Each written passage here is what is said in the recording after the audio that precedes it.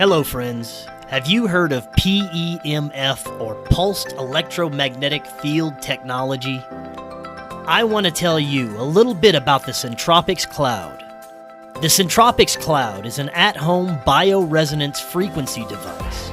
With the cloud, you can protect yourself and optimize your wellness anywhere you go.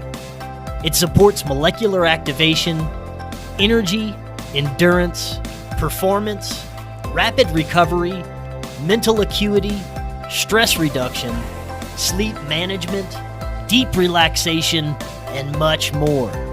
The cloud has the most effective frequency range of any at-home bioresonance frequency device. With the cloud, you'll experience up to 20,000 amplitudes per second through 8 large coils and reach a wider molecular range in the body. Regenerate your batteries and keep your inner vital forces at full speed with the Centropix Cloud. Just visit getthefrequency.com or click the link in the description to take control of your health today.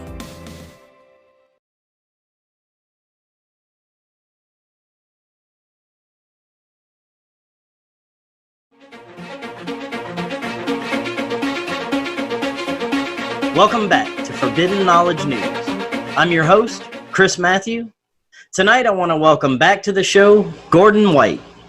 Gordon is an author and chaos magician. His mission is to cohere an evidence-based Western magical worldview that combines history, paranormal, and the best available scientific research in ufology. He has done work for such companies as BBC Worldwide and the Discovery Channel. His website is runesoup.com. Gordon, how you doing tonight? Good, good. Did you get that off my recently updated About page, which I hadn't even looked at for a couple of years, and it was saying stuff like, I still live in London and whatever. I don't know how often you update yours, but I was looking at mine like maybe last week and going, oh, none of this is accurate. No. But now it is. Now it is. Oh, that was good. Yeah. Oh, very good. Well, I'm glad it's at least still accurate. Yeah. Well, like you put all that work into it. It's one of the funny things. You've got a website as well, right? So the thing you always forget, or I never look at, maybe only once every 2 years, is the About page. And that's where everyone goes first when they've just heard about you. So some of the words you were just saying there, I'm like, oh, yeah, I did just change that. Right, yeah. And thanks again for taking the time to do this. Really appreciate you coming back on the show. And, you know, over the years, I've just come to realize that not only is magic real, but it's a part of our reality. And whether we realize it or not, we're probably interacting with it. I'd like to start out with kind of what got you started doing this? What got you started down this path? Sure. I mean, broadly, I agree with you. It's some sort of 10,000-foot view. There is no difference between magic and the universe. Like magic might as well be a description of just being in the universe. It's that kind of interactivity between dreams and the interior and the exterior and the more than human and all that kind of stuff. It's funny. It's a very difficult thing to nail down, which as a result, particularly in Western context, people who end up in magic, there isn't too much overlap in how they get there. Where we don't have robust magical systems that you can be diagnosed with at an early age and like, oh, this kid's going to be a shaman or whatever, right?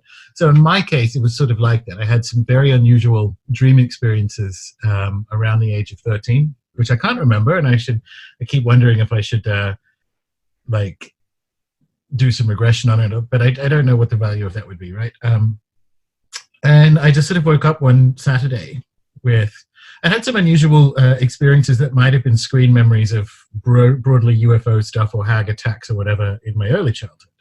But as at 13, I got up one Saturday morning aware that I had some strange dreams. Something had happened, and I had a little bit of money from refereeing soccer, and I stole a little bit more from my mother's purse and kind of walked down the hill a couple of miles to, it's gone now, obviously, like all good independent bookstores, but about 3 miles away down the road where I grew up in Newcastle, Australia, was a really good independent bookstore. And I went in there and I bought a whole bunch of Wicca books, frankly, like Llewellyn Publishing Wicca books. and a packet of cigarettes because I was a teenager, and sat in the grandstand of a rugby field halfway home and smoked a bunch of cigarettes and read these books, and that was kind of the beginning of it for me. That was somewhere in, and they're low quality books because they're sort of from the 70s and so on, but they are what they are, and they got me into it, so I should be grateful to them.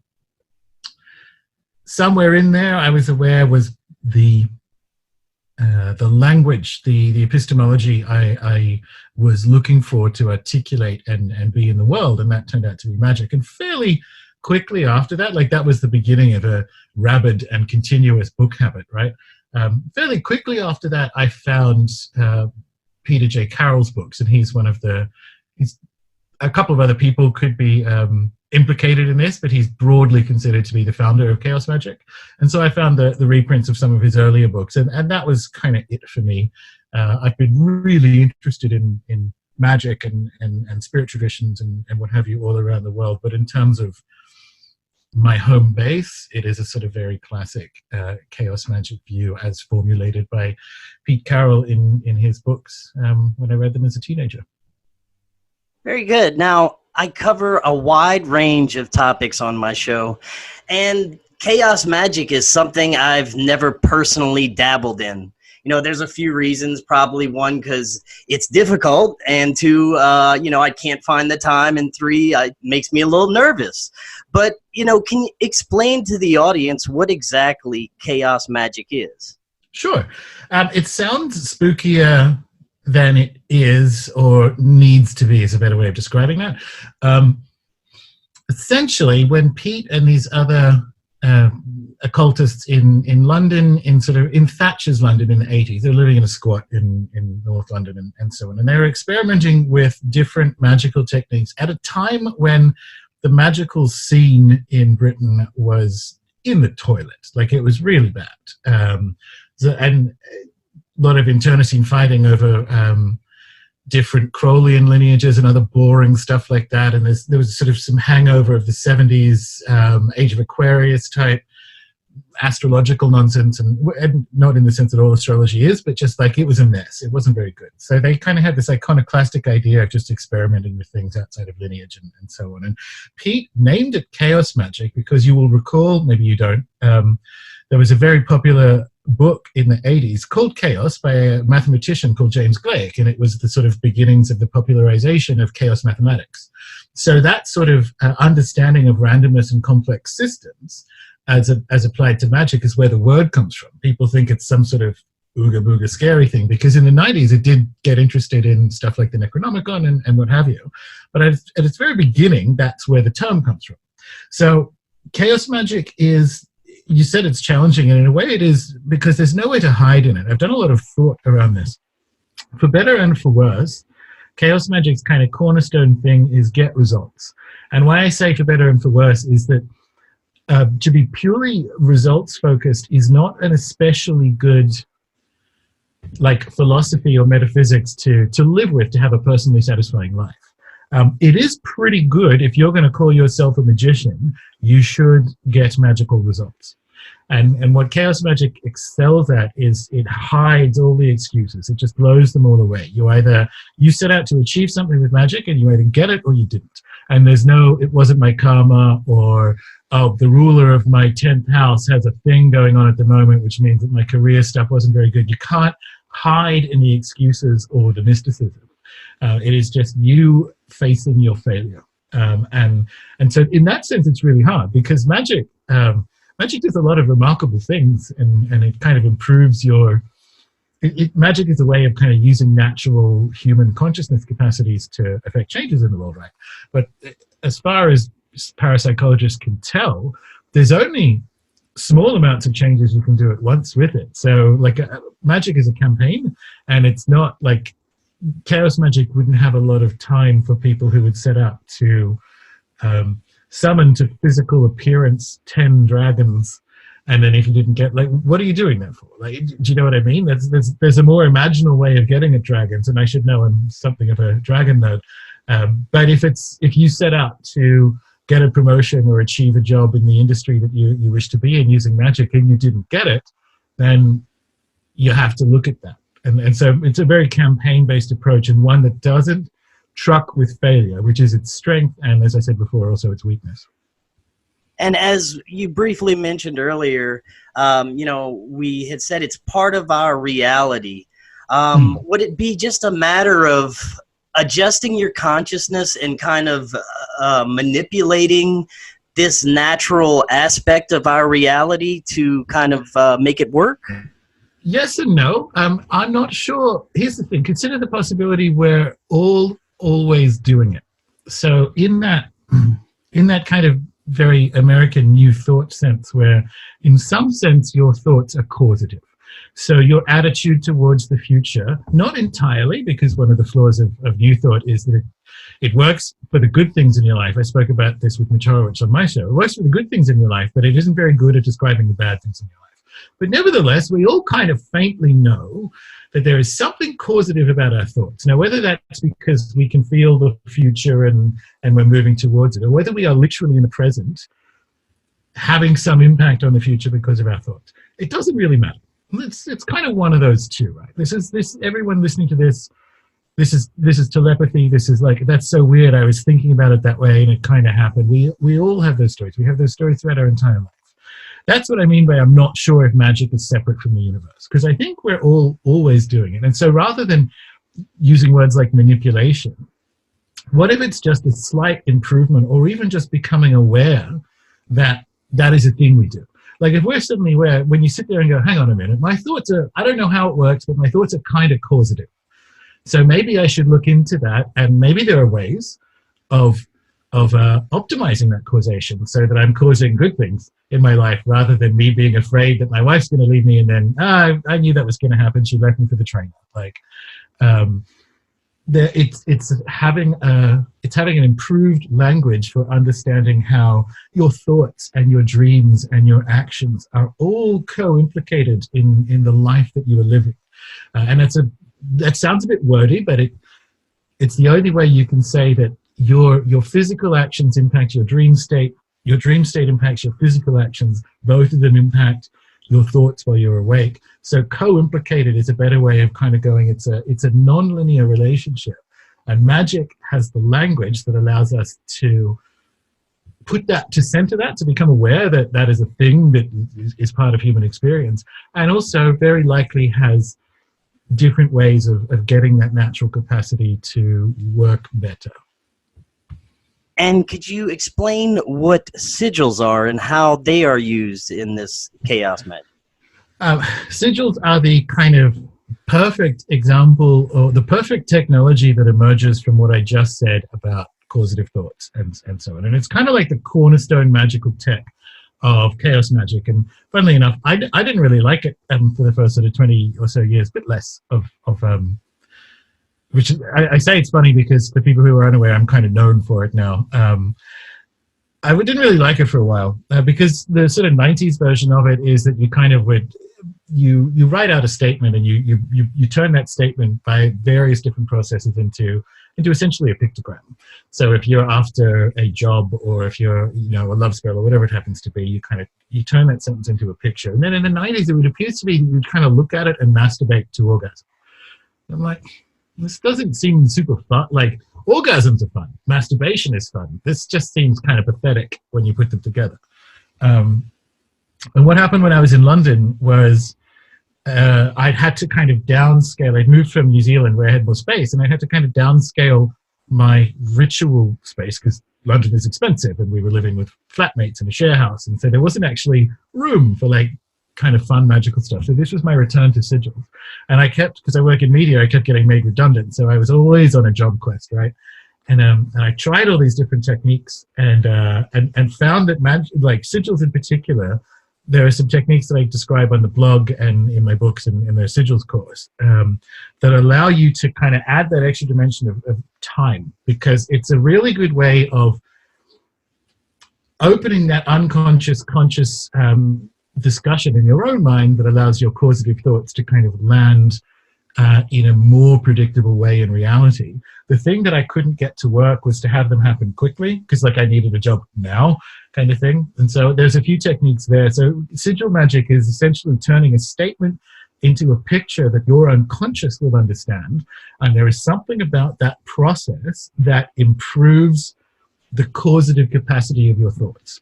So that's how everyone kind of thinks it works. I think it's something like that. No one really knows, but it's very easy. You don't have to be, if people haven't heard, if you just like Google rune soup and sigils or rune soup sigil magic, the article I wrote about 10 years ago will come up, and it's got the complete description of how to do it. There's no religious implications. You don't need to be of a certain way of seeing the world. It's just you kind of learning a different way of having different parts of your kind of mind speak to each other. That's how we think it works. Who knows? But that's what sigil magic is, and it's a really good example of that improving thought causation. Interesting. Now, I'd like to talk a little bit about ancient civilizations. Now, when it comes to ancient civilizations, it seems like they had sort of, well, humanity had a jump in intelligence all of a sudden. We had a jump in knowledge of, agriculture and building and all these things all of a sudden. And it may not be the theory of ancient aliens, but it could be more of the contact with the spirit world. Is that right? Yeah, so my first book is called Starships, A Prehistory of the Spirits, and it's essentially tracking the fact that, and I use the word because civilization is one of those dangerous words, because it implies that there is a progression from, say, hunter-gatherer to something that looks like New York. Like a civilization comes coded with some ways of seeing the world that are quite out of date and often racist.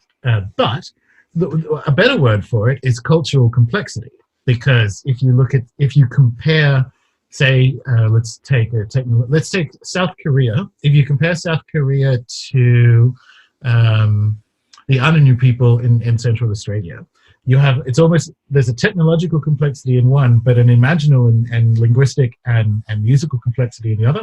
So you can track cultural complexity across time, and the idea that we went from less complex to more complex in some sort of gradual move is incorrect. Like we've actually had a bunch of, it's more like a stock market, it's ups and downs and so on. We've not only been surprisingly complex in a short amount of time, but we've also had like calamitous falls in complexity across a long enough timeline. So the story of mankind is complexity or not in this kind of uneven, jagged way, and there is something across time that associates rises in cultural complexity with increasing star law or increasing precision in astronomy and so on. So we see that with the Neolithic Revolution or Paleolithic Revolution and stone circles around the world. We obviously saw that with Egypt. We see that with the 20th century and the rise of the space program. There is something about our relationship to the stars where when it gets more precise, unusual and culturally complex things happen, which is essentially the thesis of the book. It doesn't, as you say, necessarily follow as a result that physical aliens showed up in nuclear-powered rocket ships to teach us stuff.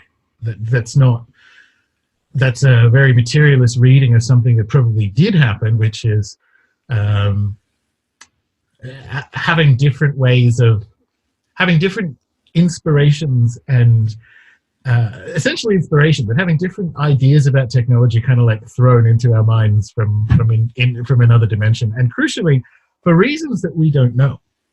If you look at the rise in population and technological complexity that's happened over, say, the last 150 years, they're inarguably associated, particularly when you're talking about deep state 20th century stuff, whatever you think happened with Roswell or whatever, like somewhere in that classified world, there is interactions with things that is in some way foundational to some of the weird shit that's, electrogravitics and so on.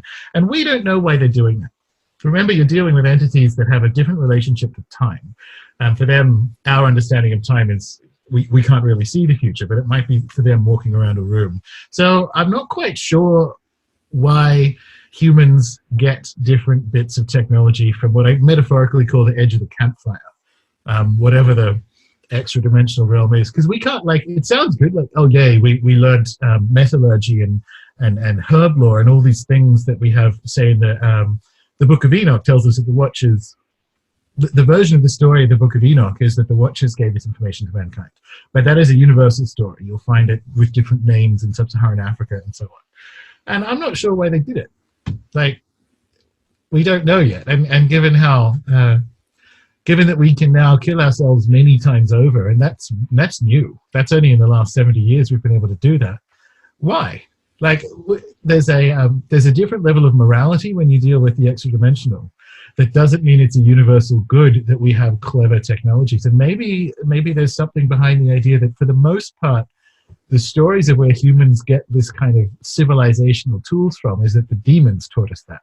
That's the story in Enoch, more or less. That's the story in Babylon, mostly because that's the same story. I think what people are saying there across time and culture is there is a different morality in the spirit world to the one we're used to. So our relationship with innovation, which is, again, co-implicated with the existence of the spirit world, we just need to be a bit, like, it may not necessarily be a good. You're dealing with entities that have a different understanding of time. But that's kind of the thesis of the book, and I think it's a more nuanced way of looking at the quote-unquote ancient aliens hypothesis, which I happen to think aliens have showed up at least once in history, but I don't think they're the primary cause for increasing and decreasing complexity. Check out our friends at Linquistity Gifts. Linquistity Gifts is a metaphysical store offering natural gemstone bead bracelets, signature and zodiac, designed and made in the United States, as well as raw and polished stones, crystal balls, pendulums, tarot cards, natural crystal points, wands, and so much more. You can even get a tarot reading. Their beautiful signature designed bracelets can aid with creativity, balance, focus, and well-being. They can even customize the bracelets for you. Just send them an email to find out pricing and availability. Visit their website using the link in the description, or visit linquisitygifts.com and use coupon code FKN to get 10% off your first order over $20. Linquisitygifts.com.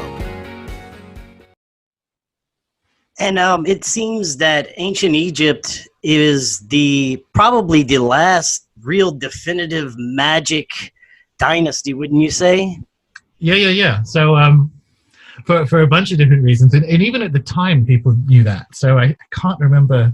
There's a sort of classical world notion that of the whole planet or the whole world was given 10 parts of magic, and Egypt got 9 of those 10 parts, and the rest of the world had to share 1 part. So even at the time, in the Hellenistic era, people kind of knew that there was something special about Egypt, and it's true. And by the time that we kind of have a civilizational overlap, which is in those first few centuries AD, the Hellenistic era, by then the dynastic Egypt was long ago. Like when you think about, we're closer in time to classical Alexandria than they were to the pyramids, because we're only like 1,500 years and they were 3,500 years. So when Egypt had its Greco-Egyptian cultural flourishing that gave us all the recognizable tools of Western magic, from the directions to the use of circles to the way we invoke and all that, that was all part of this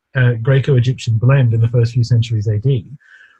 We are closer in time to that moment than they were to the builders of the pyramids, whoever and however that happened. So Egypt is not just special, it was so special and so long-lived and so steeped in magic and the success of it, that by the time our understanding of magic happened, that was largely forgotten. They had no idea how to build a great pyramid in the Hellenistic era. I find that fascinating. It's something else I find fascinating is it seems that they were preparing for the afterlife, basically, with their culture. It was, yeah. I think if you look across the planet, like I've been obsessed with Egypt since I was a kid. It peaking in the Old Kingdom. Speaking in the Old Kingdom for like kingly magic, if you think of the sort of end of the Old Kingdom, bearing in mind that Herodotus broke up the dynastic Egypt into Old, Middle, and New Kingdom, right?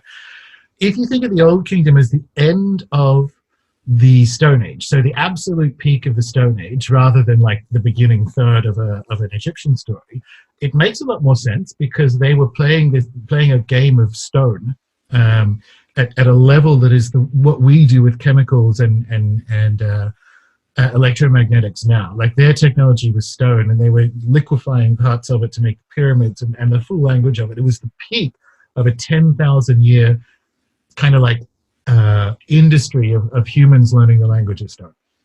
After that, it kind of falls off, and Egypt kind of goes into recovery. But the bits that fall into Middle and New Kingdom from that peak are an understanding of life and death, and again their complication, or the fact that it's sort of the same thing continuously.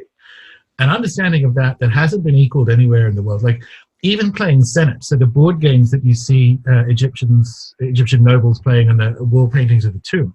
Senate is a game of crossing the Nile and back.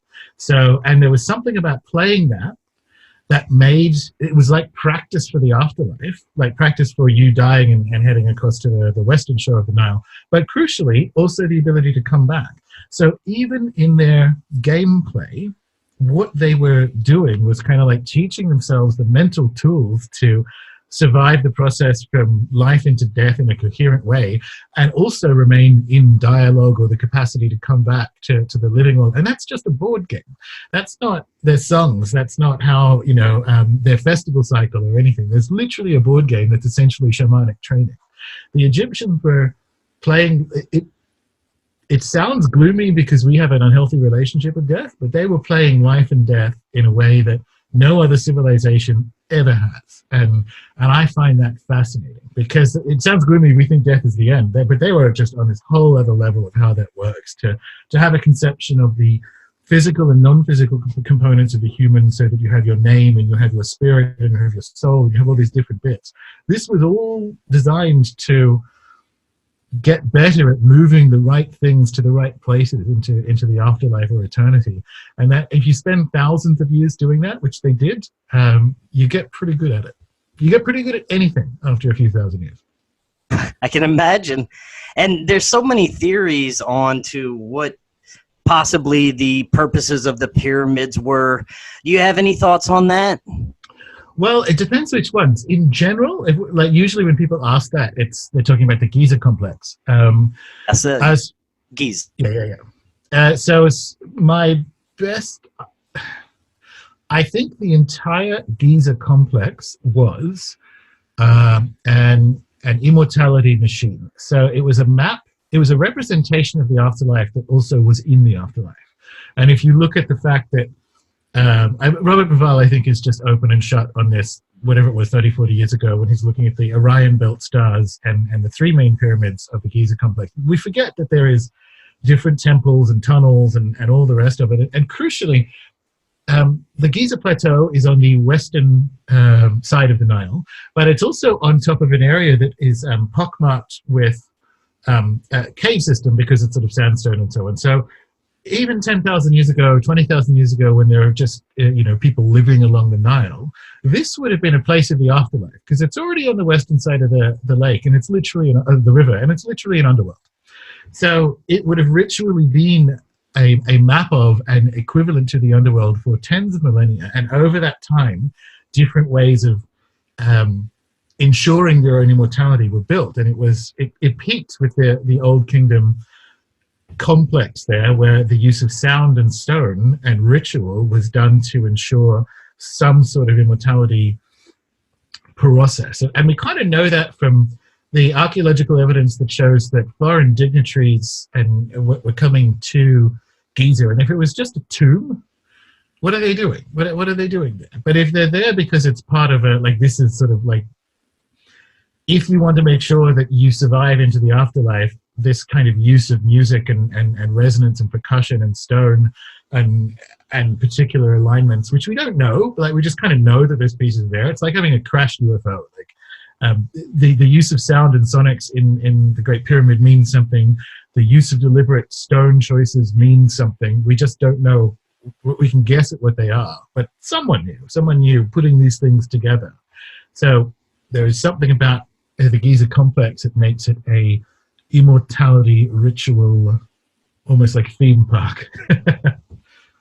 Very interesting. And would you say the Egyptian gods, for example, would you say they're actual entities or representations of certain energies or something like that? In a way, that's All of the more. above. Yeah, kind of. And because they went for so long, Egypt went in and out of different ways of conceptualizing the universe, and it pretty much depended on which city along the Nile, which priesthood was the most powerful at the time. So you've got like Theban and what have you. And that's why you kind of go from the king being kind of like the main god, although all the Aeneid is in place in the Old Kingdom, but it kind of moves up and down the river. Sometimes Amun-Ra is, and sometimes Ra, sometimes wherever, the Heliopolitan cosmology. All in all, what you get with the Egyptian gods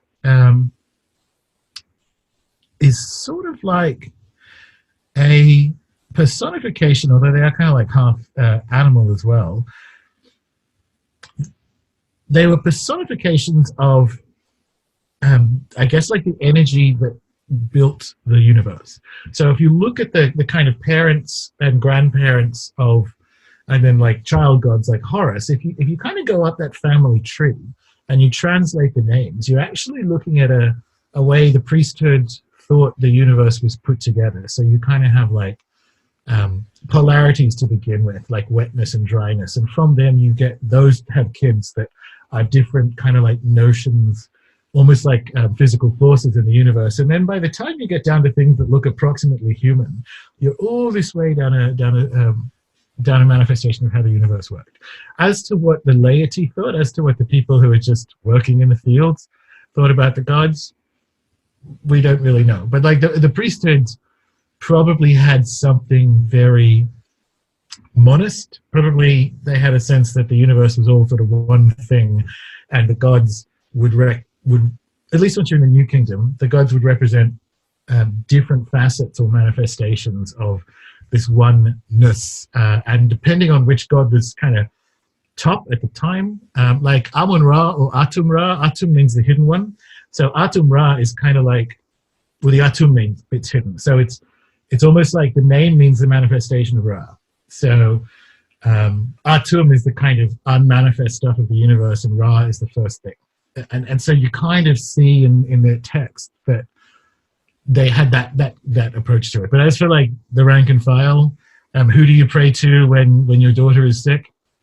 Who knows? Like there would have been a lot more to do with like local city gods and even family ancestors. That's probably one of the main reasons for them getting so good at necromancy. Is it's very unlikely that the state gods would be particularly interested in a peasant daughter's illness, but her grandmother, who is dead, might be. It's the same as any other time. It's like the saints and God and Jesus once you get into medieval Europe. Very interesting. Now I want to switch gears a bit. I'd like to talk about psychedelics. Now my personal experience with psychedelics, unfortunately, I was a stupid teenager. I was doing it to get high. I was just doing it for recreational purposes. If it would be now, it would be under a much more controlled situation. But, I don't have access or anything like that. But the psychedelics, they can actually be used to access realms, wouldn't you say? Absolutely. Some of them are realms, and some of them can be used to access it. So I'm kind of in the McKenna camp that the mushroom in particular came from space. I don't think that's a sufficient explanation for ayahuasca, having just come back from a month in Peru and over 2 weeks in the jungle with a shaman on full dieta doing ayahuasca. Don't think the mushroom is much more an off-planet experience when you encounter it at high doses. And when you typically go into mushroom space when you're at like a high dose mushrooms, and then you and the mushroom kind of go through this perfect recall of your own memories, in depending on what you're journeying for, which is really, really fascinating. But ayahuasca, you do appear to go to like the spirit world, and you do appear to experience the sort of inside of the physical world. So yes, absolutely. And those are just the two that people think of. The artificial ones like LSD, I really enjoy them like as a recreational thing. They're not as good journeying aids. They are quite good at that kind of classic Huxley doors of perception thing where you do become aware on LSD that how you like experience the world from a sense basis. Yeah, I'm glad you said that, because even as a teenager, that's what, after experiencing LSD, there was a distinct difference in the way I perceived reality. I noticed that like right away. Well, exactly. And that's why, that's, where the title comes from, Doors of Perception. It's very good for that. And that has a lot of medicine. That's a really medicinal thing to just be a bit humble about your own senses and how you perceive the world, and how that may be, not that it isn't accurate, but maybe there are other ways of perceiving the world, right? And so LSD has tremendous value in that sense, but from almost like, this is a problematic term, but whatever, almost like from a classically shamanic sense, when you're dealing with, if you're in ceremony, you're better off, I think, with the more natural versions of it. So you're better off with psilocybin mushrooms, and you're better off with ayahuasca, especially in the context that I did it. Like, if you can get yourself to the jungle with a shaman, it's life-changing stuff. Not everyone can. Tell us a little bit about that experience. Oh, sure. Like, by the end of it, so when you go in dieta, you like a diet, like there's no chemicals of any kind. So you don't even get to use toothpaste or anything for the 2 weeks. 2 weeks you're in the jungle.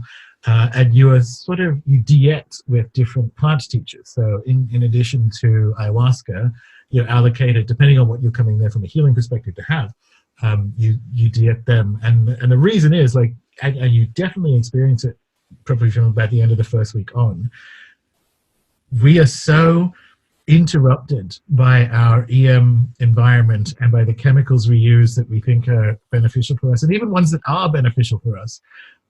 We are utterly disrupted in our capacity to interact with the spirits of the living world, and they can't get in. It's the weirdest thing, because as you kind of go through this cleansing process, all of a sudden you're in much more, you're in dialogue with the jungle around you, and you can experience the plant spirits in you working as intelligent entities, not just like when you take a Xanax or when you take some sort of prescription opioid and you can feel yourself like high. You can feel an entity in you doing the thing that, like, you can feel the plant spirit. And so in that sense, it's astonishing. And what you become aware of by the end of it is that on a cosmic level, there is an understanding of medicine and healing that is, it's almost like, which we sort of know, like, I guess people who listen to a show like this would know that, but there is a correct and finite or fixed system of healing that it does not look at all like Western medicine, that is just, you experience it and realize that it is that whole kind of classic alternate thing of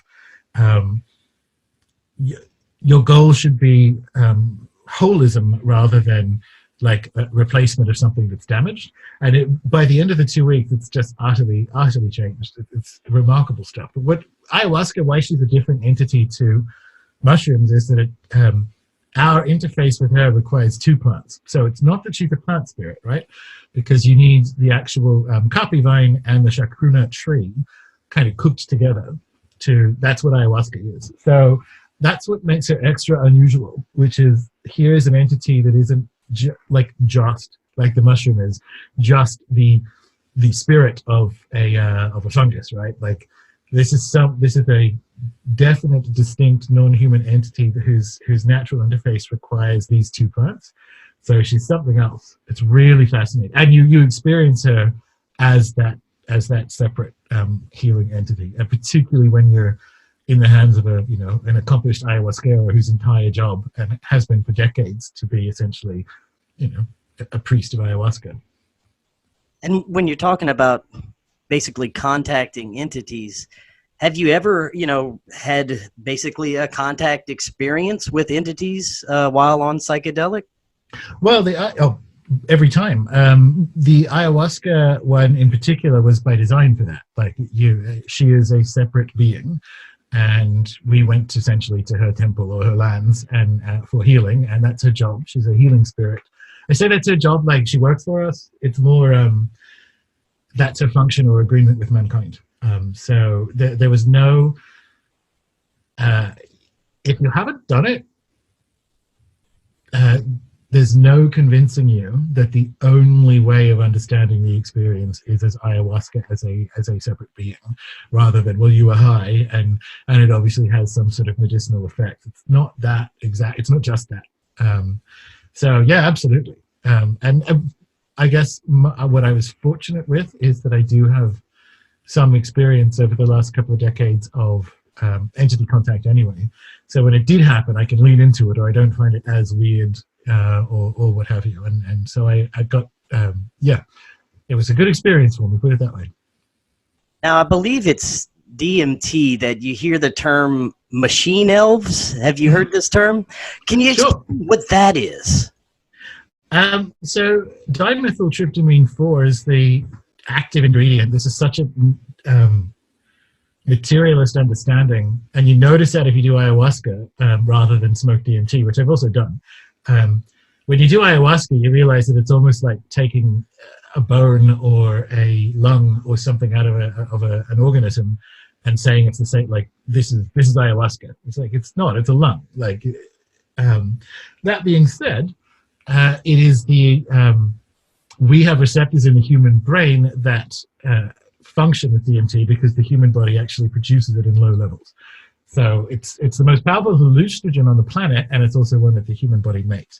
When you smoke it, so let's say you're essentially taking the lung out of ayahuasca as an entity and freebasing it. You are much more likely to get into because she's a healing spirit, you end up in a realm where machine elves or mantids or whatever, it looks faintly like a very classic Whitley Strieber communion style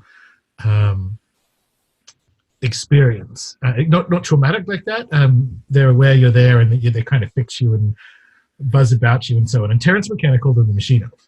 Now, when you do ayahuasca in ceremony, the way I just came back from doing, you get the healing. And one of the nights, she kind of turned the ritual space we were in into essentially like the strange triage. So you're sort of being fixed by this cosmic snake. It's fascinating. But a couple of the people who were on Dieta with me would because we'd all talk about our experiences the next day. A couple of the people had encounters that were very mantid-like, and I said, well, that's the McKenna machine elf. So not really sure how it works, but if it's almost like if you do ayahuasca wrong with speech marks, and I don't mean it wrong I don't mean it in a moral sense, but if you approach that entheogen as a molecule, you will get a kind of machine elves experience. If you approach ayahuasca as ayahuasca, you'll still get the healing, but you will get the healing the way, let's just say, she likes to work. And so the machine elves are entities in kind of like ayahuasca space. Well, it's so named by Terence McKenna. Like the kind of mantid classic UFO description is about as common, if not more common. Terence was very lyrical, right? So people who've had that mantid experience, when you say, well, Terence McKenna called them the machine elves, they're like, yeah, that was it. But for a lot of people, they look more insectoid. And that sounds creepy. It's not that creepy when it happens. That's fascinating, man. Now, would you say any experienced magician has basically a relationship with otherworldly entities? I think everyone does. I think the magician, he or she just learns how to talk back. So, for instance, one of the things, especially if people presumably listen to a show like this are familiar with Graham Hancock, and he wrote that book about 10 years ago, a bit more now, called Supernatural, about his experience with different psychedelics around the world, principally ayahuasca. And so most people know that the purge is a big part of it. Like, you very often spend a lot of the night. It's not even fair to call it vomiting. Like, it's a different, you're just expelling all this stuff. And in my major purge experience over those 2 weeks, I was aware that the stuff that was pouring out of me into this bucket, which looked like, by the end, it sort of transformed into the head of a snake, just almost joyously taking all these agreements and all these memories and things that don't serve me anymore, just kind of fell out of me. And what was really fascinating is so many of them were decisions I had made as a child, or agreements I'd made with little entities, little passing by entities, not consciously, but a decision I'd made because my father had yelled at me. And so I made, it's almost like over the course of your life, you make tens of thousands of little pacts with entities that are like, all right. And it was weird, all this stuff fell out of me. So I think, well, you can make a case that everyone has relationships with spiritual entities. But perhaps the magician, if he or she is any good, and maybe I only got good last month, but if he or she is any good, it kind of asserts some sovereignty over that and ends some of those relationships that no longer serve you and can seek out others. But in the classical sense, yes, if you look at English witchcraft in, say, the 15th, 16th, 17th century, there's a big emphasis on familiars. You get the same thing across indigenous spirit traditions in Africa and New Guinea and the Amazon and so on. A person, male or female, who wishes to be that interface between the sort of waking world and the spirit world has allies, has allies that they work with. But I mean, I think everyone does. That was the kind of, like, if you look at the rise of spiritualism in the US in the 19th century, a cornerstone tech to that, a thing that was so tremendously appealing, was its horizontality, that like women could be involved and you didn't have to be educated and all that stuff, but also that each person has, and it's true, like maybe not exactly spiritualism true, but each person has their ancestors and guides and things that go with us on this physical journey, because being on Earth is kind of difficult and it's really freeing. So I think everyone has them. I think within Magick there are ways that resonate with some people and not others as to how to take those interactions to the next level. I'm wondering if you're having regular contact with these entities, the dynamic must be very different than communicating with a human. I mean, how would it be the difference, say, between communicating with an angel or a demon?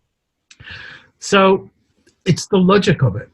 It's a weird way of describing it, but when people start this stuff, and live your own life, but maybe don't start with a demon. But even if you start with an entity that you think is comparatively benign, and it honestly might be like, okay, my spirit guide, like, so like I call on my highest spirit guide to show up, like, help me out here. Let's start this conversation.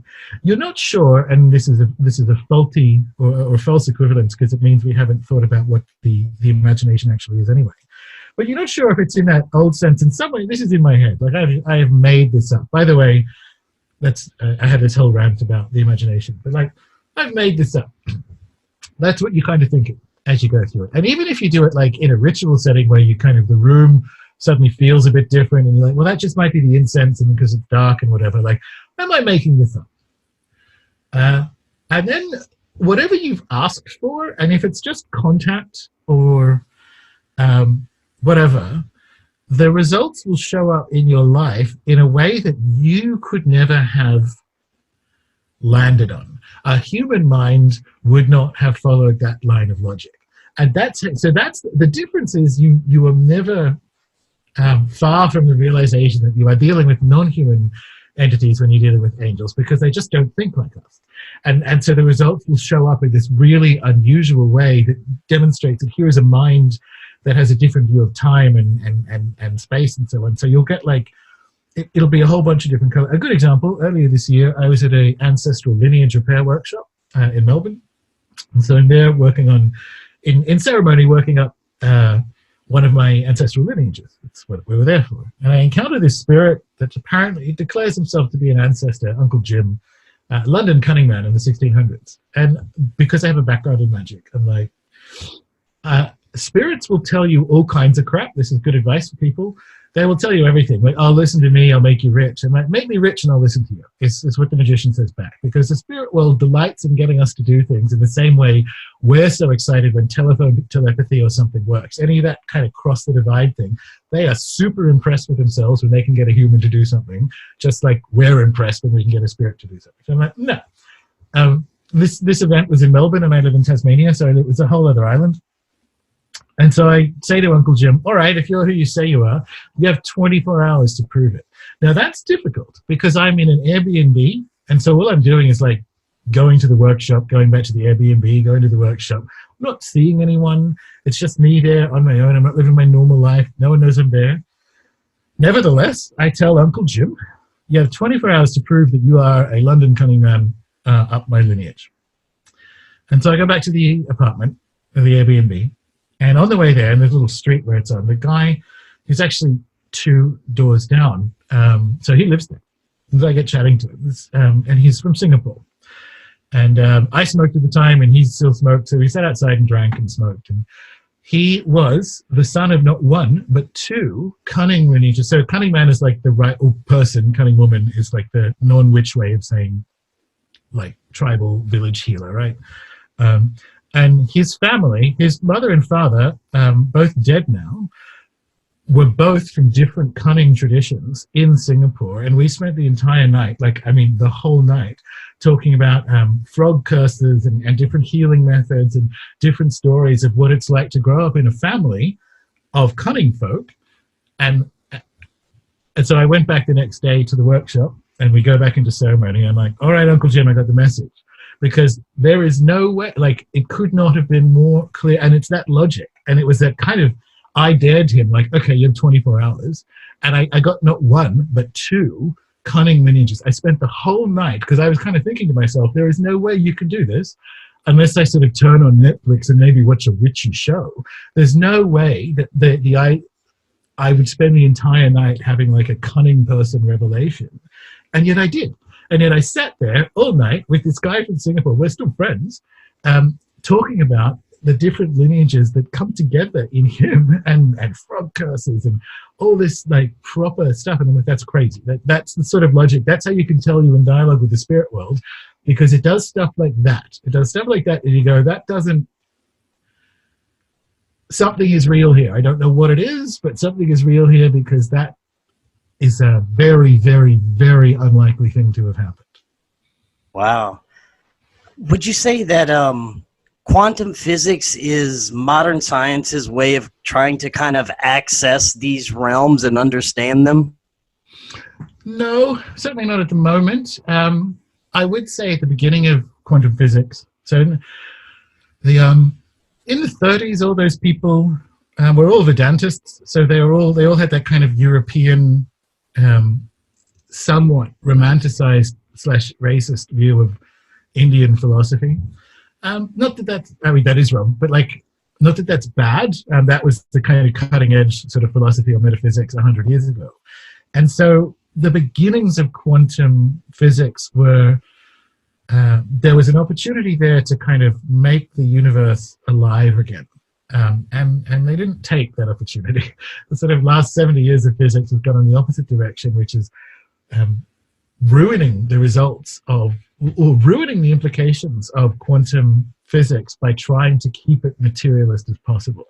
That's how you have like the many worlds hypothesis, because it is verboten for anything other than material to exist. So rather than saying that something can be in a almost like a never state, it has to always exist. And so in the biggest violation of Occam's razor you could ever come up with, each individual micro moment in the history of the universe creates yet more universes. Now, the definition, what Occam actually said was, do not multiply unnecessarily. That's what Occam's razor means. We think it's like the simplest explanation. That's not quite it.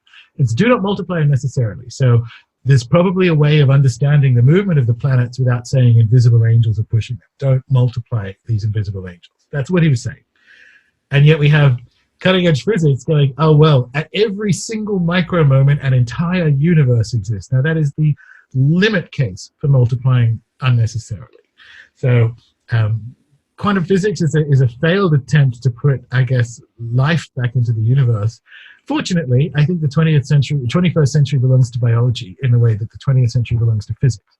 So their moment has passed. Like, string theory doesn't work. It's never worked. It will not work because it's sort of mathematics games built on a false view of the universe, because it thinks the universe is dead and without meaning. So that'll never work. But in biology, there's some really exciting things happening. People are sort of realizing that there is a difference between things that are alive and not. And I know that sounds obvious to people listening, but the official scientific position is that there isn't. There is no difference between a cauliflower and a cloud.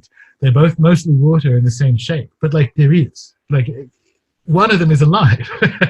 And so we're starting to understand that biology is really exciting this century, because we're looking at how life works in communion, how forests think together, and all that kind of stuff. So the physicists can, go hang.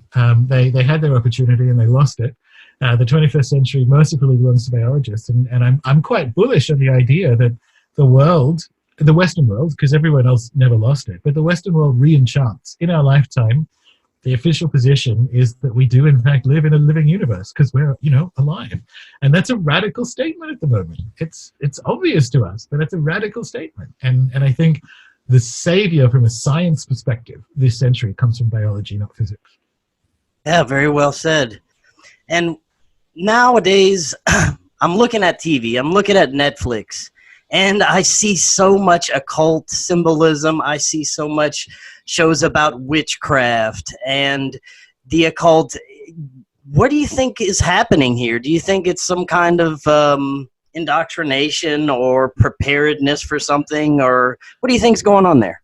That's a great question. This comes back to kind of my throwaway rant a few minutes ago about, like, well, what's the imagination? And I'm very much in a kind of, like, I say, back alley Jungian perspective. So I think a bunch of things are going on. I think at moments like this, fourth turning, whatever you want, at moments like this in the sort of stage that Western civilization is at, which is getting towards the end of our dominance. Let's describe it that way, right? A lot of stuff bubbles up in the collective unconscious. A lot of different things get closer to the surface. So if you look at the fall of Rome, it was filled with soothsayers and crazy castrating cults and all the rest of it at the time. And we see a similar thing. So empires, the collapse of an empire is prefigured by an infestation of witches and sorcerers. So I think in a majority basis, what we're seeing in all these kind of witchcraft and devil shows and so on, in particular with Netflix, on a majority basis, what I think we're seeing is that these archetypes kind of like get closer to the surface of all our minds at this point in time. That said, that is not the case. Knowing that doesn't preclude different shows from being propaganda. And I think both are in play. I think for the most part, and I think if we want to have a propaganda discussion, we kind of have to have broad agreement that that's not the only thing that happens in culture creation. The other thing that happens in culture creation is, in some sense, our collective imagination is reflected back into us in a media economy. And importantly, it's an economy in the sense that, remember when like teenage, young adult supernatural romances were popular like 15 years ago? It's the same sort of thing. So there was an explosion of them. And a similar thing's happening now, at least in part. Witch shows are popular, so let's make some witch shows. But why are they popular? And they're popular because they say something to our unconscious at this point in time. So I think if we can kind of broadly agree that, then we can drill into, well, which is which. Are there other kind of agendas at play on this landscape? And I kind of think maybe yes. I don't think, as far as I can tell, I don't think it's that sort of lurid right-wing Protestant Christian idea that people are going to be tricked into like worshipping the devil or becoming like a devotee of Crowley. I don't think that's what's in play. I do, however, think that there is a Sabrina is a good example. So I do think there's a repositioning of how we talk about power and gender and all these kind of other flashpoint ideas in an occult context. I do think that's in there somewhere, but I don't think the popularity of these shows is because, like, you know, George Soros wants us all to be Satanists. I don't think it's that. But there's never been in the history of 20th century media, whether it's cinema or TV, there's never not been intelligence community manipulation. There's never not been. Like the Jewish owners of the 30s, MGM was owned by, like, you know, famous Jewish families, and they're all cutting deals with the Nazis to make sure that they don't have, make sure that the heroes don't look too Jewy, make sure that they look a bit more Aryan, so that these shows can be played in Germany. Like, there's always been, and not just like the CIA, there's always been intelligence communities at the back of media because it's so powerful. And you look at it now, I mean, the Hollywood films that come out now are quite clearly propaganda for, like, imperial expansion. That's behind the Avengers movies, all the rest of it. It's there, so it has to be there somewhere in Netflix, especially when you put Obama on the board. But I don't think it's a one-to-one that the prominence of the supernatural in culture is because there's some agenda to turn people into witches. Very good. Now, something I'd like to close out talking about is the UFO craze that's going on right now. I am of the mindset that the UFO phenomenon is something so much more than we could ever understand. I don't think it's just physical ETs. I think it has a deeper connection to possibly the spiritual realm or other dimensions, but it's not just these green creatures coming visit us. That being said, what do you think is going on with all these leaks and this blow up of this UFO culture right now? Funny you mention that. Next month I'm going to be in conversation at the Guggenheim in New York, if people are around, for an event called Technology is Habitat with Dr. Diana Walsh-Pasulka, who wrote the book American Cosmic, which is sort of one of the books in this curious renaissance of the kind of like original UFO narrative. And that's how I'd like to frame it, which is, if you look at the 20th century UFO story, it is in large part air cover for clandestine Cold War programs. So it's much easier to, if you're testing out experimental aircraft and different methods of mind control and ray guns and all the other crazy Cold War things that happened in various underground bases, the UFO is really good air cover for that kind of stuff, especially as you can kind of deny it as well. And there's an extra level to that up, which is, and this is Roswell related, I think a lot of that story was directed at the Soviets, because imagine the consternation in the Kremlin when they work out that the Americans have got their capitalist hooves on a flying saucer. Like, it changes it changes how they view the US threat, right? And curiously enough, here we are in another sort of 5 years, last 5 years or so, a bit less, 3.5 years of being improbably terrified of Russian aggression, non-existent, and it's coinciding with the return of this same idea that the U.S. military has all this ARV, reverse-engineered UFO tech, as the West, but in particular the U.S., is kind of swinging its dick again on the world stage at Russia and China. Now, I find that curious. I find it curious that all of a sudden it's the exact same story, that the UFOs are from space. They crashed a bunch of times, and we've turned their tech into all this like weird, crazy thing. And also that they're somehow still around. And so you're getting the air cover, you're getting the cover story, again, for the presence of aircraft that aren't officially supposed to exist in the sky. And you're also getting that same narrative, which is that the US military, which is already,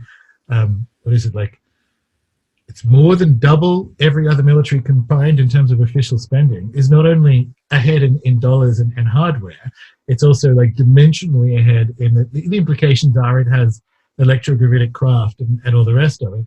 Now, that is, whether that's true or not, the fact that the story is out there in the world now is definitely an op, at the very least directed at China and Russia. So I think that's what's going on with the UFO renaissance. I think we've had 70 years experience of listening to whistleblowers who also happen to be intelligence agents. And at some point, we kind of have to have the self-respect to go, I don't believe you. Your job is to lie. And you've been lying for 70 years. I do not believe you. I absolutely believe you have some weird shit in the underground base. And it might come from alien tech. I'm all on board with that. But this current narrative, when intelligence agents show up to tell you something, it's because it suits an intelligence goal.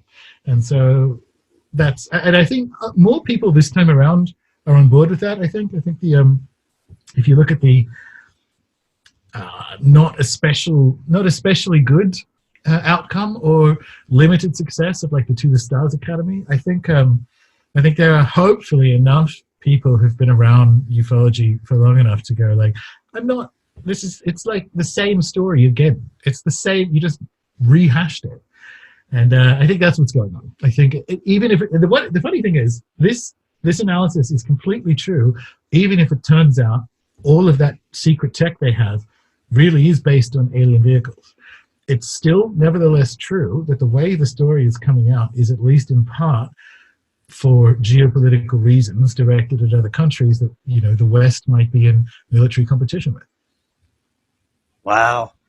Yeah, that, I don't trust it either. That's all I could say. The sources, anything coming from our own government, how could you trust it? Yes.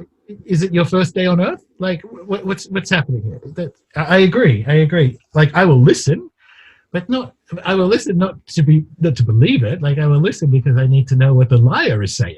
It's not.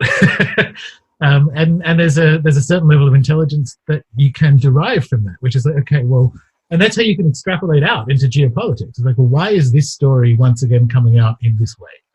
And it's to do that same thing, to kind of put the half myth, half reality of the capacity of this clandestine technology into political discourse again, and that's happening inside Washington, but also crucially, it's happening on a geopolitical basis.